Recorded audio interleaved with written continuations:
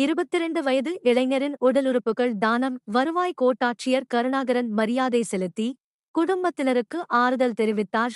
மதுரையை சேர்ந்த நிதிஷ்குமார் கடந்த 18ஆம் தேதி அன்று தூத்துக்குடி மாவட்டம் திருச்செந்தூர் அருகே இருசக்கர வாகனத்தில் பின்னால் அமர்ந்து சென்ற பொழுது வாகனம் மரத்தில் மோதியதில் தலைக்காயம் ஏற்பட்டு தூத்துக்குடி அரசு மருத்துவமனையில் சிகிச்சைக்கு அனுமதிக்கப்பட்டார். பின்னர் அவர் மதுரை தனியார் மருத்துவமனைக்கு கொண்டு செல்லப்பட்டு அங்கிருந்து மதுரை அரசு இராசாசி மருத்துவமனையில் தலைக்காய பிரிவு வார்டில் சிறப்பு சிகிச்சை அளிக்கப்பட்டு வந்த நிலையில் அவர் மூளைச்சாவு அடைந்ததாக அறிவிக்கப்பட்டார். இந்நிலையில் நிதிஷ்குமார் குடும்பத்தினர் உடலுறுப்பு தானம் செய்ய ஒத்துக்கொண்ட நிலையில் இதயம், கல்லீரல், கருவிழிகள், சிறுநீரகம், தோல் உள்ளிட்டவை தானமாக பெறப்பட்டது. உடலுறுப்பு தானம் செய்த இளைஞரின் உடலுக்கு அரசு இராஜாஜி மருத்துவமனையில் மதுரை மாவட்ட நிர்வாகத்தின் சார்பில் வருவாய் கோட்டாட்சியர் கருணாகரன் மரியாதை செலுத்தி இளைஞரின் குடும்பத்தினருக்கு ஆறுதல் தெரிவித்தார்.